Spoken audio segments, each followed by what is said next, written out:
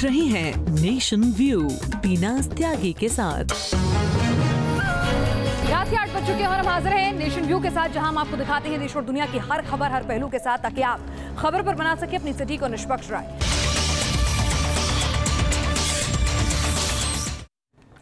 चलिए nation view में सबसे पहले बात करते हैं आम आदमी पार्टी के भीतर मचे घमासान की।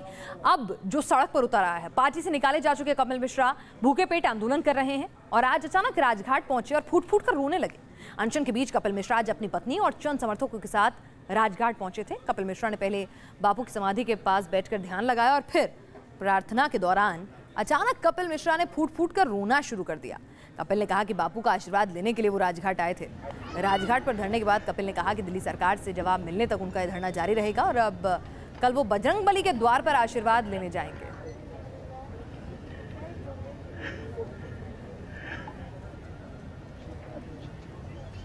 बापू के पास यही सोचने के लिए आया था।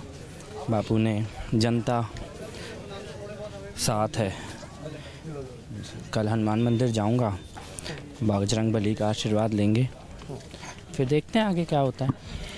संडे को आपने कहा कि मैं खुलासे करूंगा कुछ बड़े और सुरक्षा दे भगवान, क्या है ये? नहीं, भगवान सबकी रक्षा करे। दिल्ली की जनता के साथ जो किसी बात ठीक नहीं, दिल्ली की जनता के साथ जो हुआ है वो ठीक नहीं हुआ है। जिस प्रकार के मामले मेरे पास आए हैं, सुबह से बड़ी बेचैनी थी। जनता को जब वो मामले बताए जाएंगे तो जनता भी बहुत टूटा हुआ महसूस करेगी। अनशन, आंसू, असुरक्षा, सब कुछ ठीक आम आदमी पार्टी की राजनीति के स्टाइल में। जाहिर सी बात है कपिल मिश्रा के गुरु केजरीवाल रहे हैं। कपिल आंसू बहा रहे हैं तो उनकी मां लिख रही है केजरीवाल को चिट्ठी। कपिल की जंग में अब उनकी मां भी कूद पड़ी है। अनशन के बीच इमोशनल दांव चलते हुए कपिल की मां ने केजरीवाल को सीधे टारगेट पर लिया। जंग को आगे बढ़ाते हुए अन्नपूर्णा मिश्रा ने कपिल का बचाव किया और कहा कि वो केवल सच के एजेंट हैं, बीजेपी के नहीं। कपिल मिश्रा ने केजरीवाल को घेरने के लिए अनशन का दांव चला, तो अब कपिल की मां ने इमोशनल सवालों के साथ केजरीवाल को घेरने की कोशिश की है। भूख हड़ताल के तीसरे दिन कपिल मिश्रा की मां ने मोर्चा संभाला और एक लंबी चौड़ी चिट्ठी लिखकर केजरीवाल को ही कटघरे में खड़ा करने की कोशिश की। ये पहला और आखिरी पत्र लिख रही हूँ तुम्हें। मेरा बेटा तुम्हारे से सवाल पूछेगा और तुम सवालों से बचोगे, ऐसा कभी नहीं सोचा था। आज मेरे बेटे पर बीजेपी का एजेंट होने का आरोप लगा रहे हो। सोशल मीडिया में झूठी तस्वीरें तुम्हारे साथी फैला रहे हैं। एक माँ होने के नाते बस इतना कहना चाहती हूँ कि छोटी सी जानकारी इसने मांगी है, वो दे दो।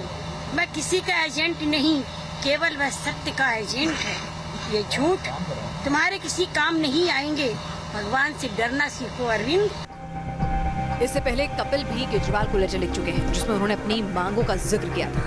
कपिल मिश्रा अनशन पर बैठे हैं और तीसरे दिन भी केजरीवाल की चुप्पी पर सवाल उठा रहे हैं। कपिल मिश्रा ने आम आदमी पार्टी के कुछ नेताओं की हवाई यात्राओं की डिटेल सार्वजनिक करने की मांग को लेकर अनशन किया है और वो कह चुके हैं कि भ्रष्टाचार के खिलाफ उनकी लड़ाई जारी रहेगी। रविवार को वो कई और खुलासे करने की भी बात कह रहे हैं। दिल्ली से दीपक रावत और मोहित राज दुबे के साथ टीम न्यूज़ नेशन। तो कपिल अनशन कर रहे हैं, उनकी मां चिट्ठी लिख रही हैं, लेकिन केजरीवाल और उनकी पार्टी का हंगामा है ईवीएम पर। लेकिन ईवीएम के इस बवाल पर चुनाव आयोग ने ओपन चैलेंज दे दिया है। आज सभी दलों के साथ चुनाव आयोग ने बैठक की और अब जल्द हैकाथॉन की डेट भी मुकर्रर कर दी जाएगी।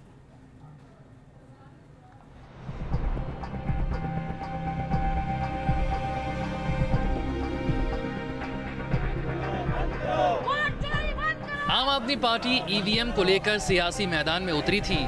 ईवीएम को चैलेंज देने के बाद चुनाव आयोग ने इलेक्ट्रॉनिक वोटिंग मशीन से छेड़छाड़ के शक को दूर करने के लिए सर्वदलीय बैठक बुलाई, जहां मुख्य चुनाव आयुक्त नसीम जैदी ने साफ कर दिया कि दम दिखाओ और ईवीएम को हैक करके दिखाओ। Parties to demonstrate that EVMs used in the recently concluded assembly elections were tampered or that EVMs can be tampered even under the laid down technical and administrative safeguards. ये एक तरह से आम आदमी party को खुला चैलेंज था, जिन्होंने ईवीएम को हैक करने का दावा किया था। चुनाव आयोग ने कहा कि ये साबित करने का मौका सभी पार्टियों को दिया जाएगा कि हालिया चुनावों में इस्तेमाल की गई ईवीएम टेम्पर हुई थी या नहीं। सुबह करीब 10 बजे से शुरू हुई मैराथन बैठक करीब 7 घंटे चली, जहां चुनाव आयोग ने पार्टियों को भरोसा दिलाया कि आने वाले चुनाव वीवीपैट के माध्यम से होंगे।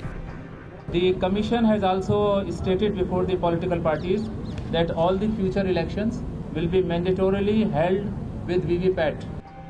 इससे पहले चुनाव आयोग ने ईवीएम से छेड़छाड़ को लेकर बुलाई गई सर्वदलीय बैठक में एक बार फिर कहा कि ईवीएम मशीन के साथ छेड़छाड़ संभव नहीं है। साथ ही हैकाथन को लेकर आम आदमी पार्टी के सवालों पर चुनाव आयोग ने उन्हें मौके देने की बात कही, लेकिन अभी तक तारीख मुकर्रर नहीं की गई। आप देश के टेक्नोक्रेट्स को चैलेंज करिए कि हमने एक मशीन रखी है, हमारा मानना है कि लोकतंत्र बहुत सुरक्षित है इसके हाथों में, लेकिन फिर भी अगर कोई आके इसको कमी निकाल सकता है तो हम उस कमी को दूर करना चाहेंगे। इसलिए हमने उनसे रिक्वेस्ट किया कि आप हैकाथन कराइए। हैकाथन कराने से मशीन और फुल प्रूफ बनेगी। हैकाथन कराने से हमें मशीन की और कमजोरियां पता चलेंगी कि इसको किस तरीके से कौन हैक कर सकता है और उसको कैसे ठीक किया जा सकता है। तो हैकाथन से बचे ना, हैकाथन भी कराएं, चैलेंज भी कराएं। ईवीएम के मुद्दे पर विपक्ष एकजुट नहीं दिख रहा। कुछ दल voter verifiable paper audit trail यानी कि वीवीपैट से चुनाव की मांग कर रहे हैं, तो कुछ बैलेट पेपर को ही चुनाव का उपयुक्त जरिया बता रहे हैं। हमारी पार्टी का मत है कि बैलेट पेपर पे वापस किसी हाल में नहीं जाना चाहिए। बिहार में लोगों ने देखा है कैसे बूथ लूटा जाता था, कैसे 10 बजे 11 बजे इलेक्शन खत्म हो जाता था। हम लोग ईवीएम के पक्ष में है। संभव अब वीवीपैट से आप कह रहे हैं कि सब दूर हो जाएगा, इस पर भी बहुत सारी शंकाएं हैं। हमारा यह कहना है कि समानुपातिक प्रतिनिधित्व कर दिए, आदमी चुनाव ही नहीं लड़े, पार्टियां चुनाव लड़ेंगी, चुनाव निशान पर जो है वोट डालेंगे। कोई न तो बाहुबली जीत पाएगा, ना गुंडा जीत पाएगा, ना धनपशु जीत पाएगा, ना कारपोरेट जीत पाएगा। वीवीपैट पूरी तरह से ईवीएम मशीन ही है, हालांकि इसमें से रसीदें भी निकलेंगी जो विवाद की स्थिति में अलग से गिनी जा सकेंगी। चुनाव आयोग पहले ही साफ कर चुका है कि अगला लोकसभा चुनाव पूरी तरह से वीवीपैट व्यवस्था पर होगा, यानी हर ईवीएम मशीन से बटन दबाने के बाद पर्ची निकलने की व्यवस्था होगी। ईवीएम में छेड़छाड़ के मसले पर बुलाए गए इस बैठक में आयोग का फोकस वीवीपैट मशीन था। प्रेजेंटेशन के माध्यम से आयोग ने सियासी दलों को समझाया कि मतदान की प्रक्रिया क्या है और शिकायत दर्ज कैसे कराया जाए। बहुत सारे दलों ने वीवीपैट मशीन का समर्थन किया तो बहुतों ने विरोध। ऐसे में देखना है कि बैलेट पेपर, ईवीएम और वीवीपैट मशीन में से कौन सियासी जंग को जीतता है।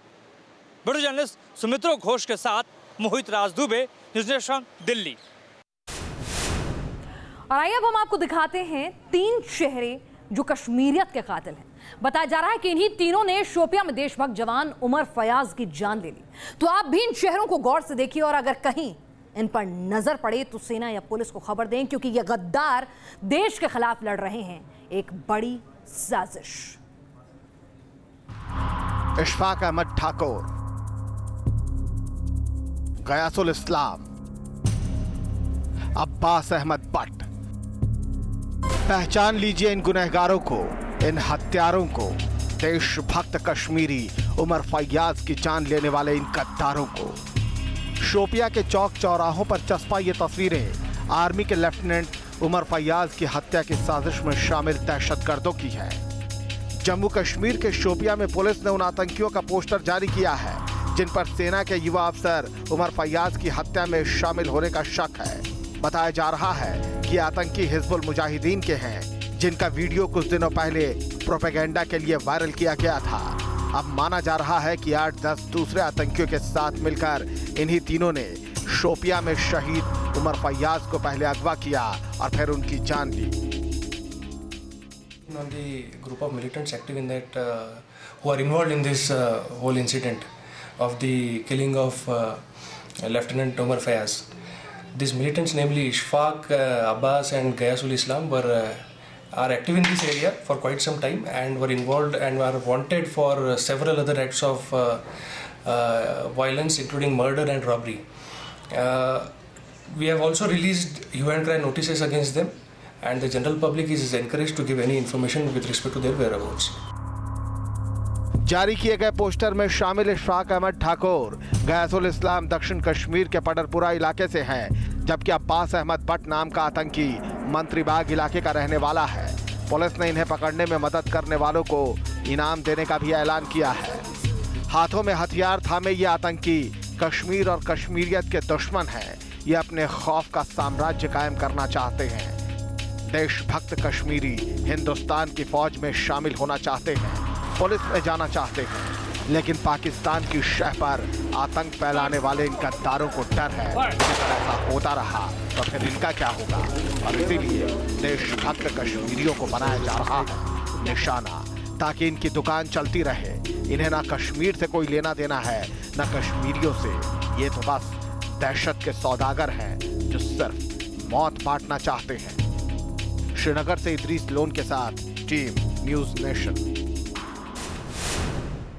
आतंकियों का मकसद साफ है, लोगों में डर कायम करना। अपनी जंग को आतंकी कश्मीर और कश्मीरियों के नाम बताते हैं, लेकिन उनका झूठ एक आतंकी के बयान से सामने आ जाएगा। दक्षिण कश्मीर हिजबुल सरगना जाकिर मूसा के एक ऑडियो से साफ हो गया है कि यह जंग कश्मीर की नहीं, इसका मकसद आतंक का साम्राज्य फैलाना है, कश्मीरियत को बचाना नहीं। ठीक वैसे ही जैसे सीरिया और इराक में ISIS ने आतंक की सल्तनत कायम की है। शुक्रवार को फिर संग्राम। नौहट्टा में जुमे की नमाज के बाद हंगामा, जुबान पर आतंकी जाकिर मूसा का नाम, हाथों में पत्थर और पाकिस्तान के झंडे। जम्मू कश्मीर में अलगाववाद की आग भड़काने के लिए एक बार फिर पाकिस्तान के पैसे पर भाड़े के अलगाववादी इकट्ठे हो गए। श्रीनगर के नौहट्टा में नारेबाजी की जाने लगी। इन तस्वीरों में अलगाववादी मीर वाइज उमर फारूक भी नजर आता है। उसकी मौजूदगी में चेहरे पर नकाब पहने चंद गद्दार नारेबाजी कर रहे हैं। फिर कुछ देर बाद ही पत्थरबाजी शुरू हो गई तो सुरक्षा बलों ने भी आंसू गैस के गोले छोड़े। नकाब पहने इन अलगाववादियों के हाथों में लहरा रहा ISIS का झंडा ये बताने के लिए काफी है कि इनका मकसद कश्मीर की भलाई नहीं, आतंक का साम्राज्य कायम करना है। हुर्रियत और तमाम अलगाववादी संगठन ये झूठ फैलाते आए हैं कि लड़ाई कश्मीर के लिए है, लेकिन उनके झूठ को बेपर्दा किया एक आतंकी के ऑडियो ने। उस आतंकी का नाम लेकर अलगाववादी नौहट्टा में भी प्रदर्शन करते दिखे। जाकिर मूसा ये वो आतंकी है जिसे बुरहान वानी के एनकाउंटर के बाद हिजबुल मुजाहिदीन ने साउथ कश्मीर का कमांडर बनाया। तो आप भी सुन लीजिए इस आतंकी की जुबानी कश्मीर में दहशतगर्दों की असल मंशा। ज्वाइंट हुर्रियत कमीशन ने जो बयान दिया है कि हमारी जो कश्मीर में जो स्ट्रगल चल रही है ये कोई इस्लामिक स्ट्रगल नहीं है, ये पॉलिटिकल स्ट्रगल है उनके कहने के मुताबिक। तो उन लोगों से मैं पूछना चाहता हूँ, अगर ये इस्लामिक स्ट्रगल नहीं है तो बचपन से तो हम ये नारा सुनते आए हैं कि आज़ादी का मतलब क्या, ला इलाहा इल्लल्लाह, या पाकिस्तान से रिश्ता क्या, ला इलाहा इल्लल्लाह। इसका मतलब क्या है? अगर ये आपकी ये सियासी स्ट्रगल है, पॉलिटिकल स्ट्रगल है, तो आज तक आप इस सियासत के लिए मस्जिदों का इस्तेमाल क्यों करते आए हो? आप लोग तो मस्जिदों में मेंबर पे खड़े होके फिर अपनी ये सियासत चला रहे हो, फिर कहीं पे सड़क पे बैठ के धरना दे के ये सियासत चलाओ। मस्जिदों का इस्तेमाल क्यों कर रहे हो आप अगर ये इस्लामिक स्ट्रगल नहीं है? त्राल के नूरपुर का रहने वाला जाकिर मूसा अलगाववादियों को सीधी चुनौती भी दे रहा है, उनसे सवाल पूछ रहा है और ये भी साफ कर रहा है कि लड़ाई कश्मीर की नहीं, असल मकसद कुछ और है। अगर ये इस्लामिक स्ट्रगल नहीं है तो मुजाहिदीन इस्लाम को आप अपना क्यों कहते हो? उनके जनाजों पे क्यों आते हो? तो अपनी ये सियासत बंद करो। सुन लिया आपने, ये कश्मीर में अलगाववाद और आतंकवाद का असल सच है। इन दहशतगर्दों और अलगाववादियों का इरादा कश्मीर को पाकिस्तान के हाथों बेच देना है।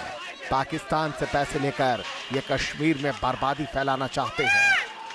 उनने ये भी इस ऑडियो में कहा है कि अगर कोई भी सेपरेटिस्ट लीडर उनके खिलाफ जाता है और इस तहरीक को पॉलिटिकल बनाता है तो वो उनको जिंदा श्रीनगर के लाल चौक जहां पर हम खड़े हैं यहां पर जिंदा उनको लटका देंगे। पहली बार हुर्रियत कॉन्फ्रेंस के खिलाफ जम्मू कश्मीर में जो एक्टिव मिलिटेंट्स है उन्होंने स्टेटमेंट दी है और अभी तक हुर्रियत कॉन्फ्रेंस की तरफ से कोई भी जवाब इस ऑडियो क्लिपिंग का नहीं आया है। ब्यूरो जर्नलिस्ट मोहम्मद यूनिस के साथ Idris loan, news nation, Srinagar. और अब बात एक दर्दनाक हादसे की, जहां अपनी ही शादी में नाचते नाचते दूल्हे की जान चली गई। वडोदरा में शादी का जश्न कैसे मातम में बदला, आप भी देखिए ये दर्दनाक रिपोर्ट।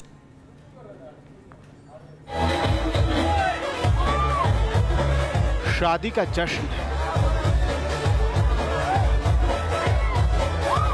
बाराती नाच रहे हैं, पटाखे फूट रहे हैं। बारातियों के साथ साथ दूल्हा भी नाच रहा है। लेकिन ये डांस इस दूल्हे का आखिरी डांस बन गया।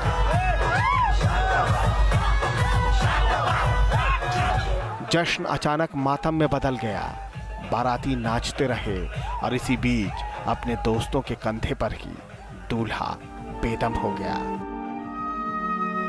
वडोदरा में हुआ यह हादसा दिल दहला देता है, कलेजा कांप उठता है दूल्हे के डेथ डांस के बारे में सोचकर भी। दोस्तों के कंधे पर नाचते झूमते ये दूल्हा दुनिया को अलविदा कह देगा, किसी ने सोचा भी नहीं होगा, लेकिन ये सच है। दर्द में लिपटी पूरी तस्वीर हम आपको दिखाना नहीं चाहते, लेकिन जश्न का दर्द में बदल जाना आप भी जान लीजिए। वडोदरा के सागर सोलंकी की शादी थी। बारात निकली, दोस्त यार नाते रिश्तेदार झूम रहे थे। दोस्तों ने सागर को भी अपने कंधे पर उठा लिया और फिर गाने की धुन पर वो भी झूमने लगे। लेकिन इसी बीच अचानक उन्हें हार्ट अटैक आ गया और उनकी जान चली गई। दोस्त के कंधे पर उन्होंने दम तोड़ दिया। शादी का जश्न मातम में बदल गया। दोस्त समझ नहीं पाए कि हो क्या गया। कैसे हंसते मुस्कुराते सागर अचानक दुनिया छोड़ गए। बताया जा रहा है कि शादी के जश्न में सागर ने देसी शराब पी और अंग्रेजी शराब का भी सेवन किया और इसी बीच उन्हें हार्ट अटैक आ गया, जिसकी वजह से उनकी मौत हो गई। जश्न का यूं मातम में बदल जाना उत्तर प्रदेश के उन्नाव में भी हुआ। करंट लगने से यहां दुल्हन की जान चली गई। बताया जा रहा है कि जयमाल के बाद मंडप में बैठने के लिए आरती तैयार होने घर में गई तो फिर कभी ना लौट कर आने के लिए। सुबह चढ़ावा का समय जब आया तो बोले पंडित जी को बुलाया जाए, तो ये हुआ लड़की अभी हनायत नहीं। लड़की हनाने चली गई, 10-15-20 मिनट में हना है लड़की। अंदर तेल रखा था, शटर खोल के जो तेल निकाल के निकली वो शटर में करंट था। बताया जा रहा है कि नहाते वक्त आरती को करंट लगा, जिसकी वजह से उनकी मौत हो गई। पिता ने बड़े अरमानों से बेटी आरती की डोली सजाई, लेकिन बाबुल के घर से आरती की अर्थी निकली। पल भर में खुशियां मातम में बदल गईं और अब ये परिवार गम के सागर में डूबा है। Team news nation.